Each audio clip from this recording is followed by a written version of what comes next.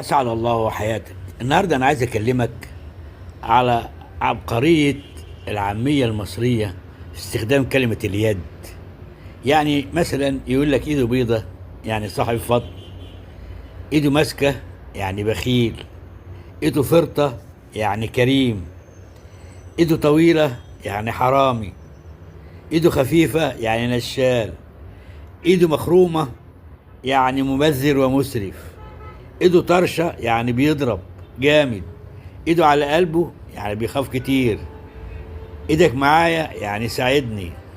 حاجات فيها عبقرية جميلة جدا. يقول لك ايدك منه والارض يعني منه مفيش فايدة خالص.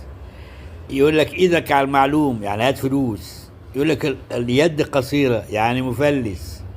يقول لك اللي ايده في المية مش زي اللي ايده في النار يعني مش حاسس بحاجة. حاجة عبقرية جميلة جدا. يقول لك ماسكه من ايده اللي بتوجعه يبقى ماسك عليه زلة، او ايدي على كتفك يعني انا معاك. حاجة كده تصور مش ممكن تتخيله. العبقرية المصرية، وطول عمري فعلا مصري. هم بيقولوا عليه فهلوي، لا، هو ذكي وعبقري. وانا حبيت اقول لك بس شوف استخدام الايد ده يقدر يقول بيها كذا معنى من غير ما يشرح لك. يعني لو قال لك كلمة واحدة بس، عصفور في اليد خير من 10 على الشجرة، يعني انتهز الفرصة ما تضيعهاش. أو إيد على إيد يعني لازم نتعاون.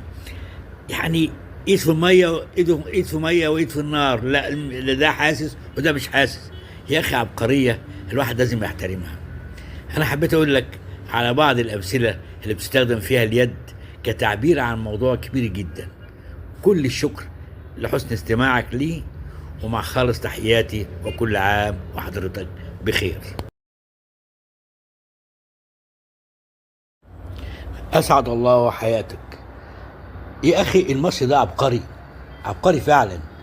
يعني أما تيجي تشوف استعماله كلمة الإيد، يعني يقول لك مثلا إيه في اللهجة المصرية اللي ملهاش مثيل: إيده بيضة يعني صاحب فضل ومعروف، أو إيده ماسكة يبقى بخيل، او ايده فرطه يبقى كريم، او ايده واصله يبقى وصلته قويه، او ايده طويله يبقى حرامي، او ايده خفيفه يبقى نشال، او ايده طرشه يبقى بيضرب جامد وفي اي حته، او ايد ورا وايد قدام يبقى ما عملش حاجه او ما يقدرش يعمل حاجه.